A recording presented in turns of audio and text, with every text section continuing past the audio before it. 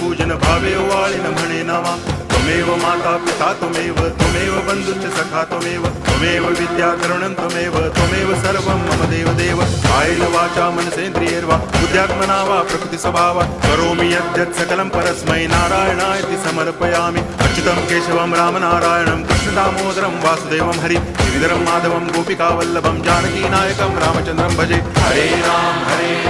Ram Ram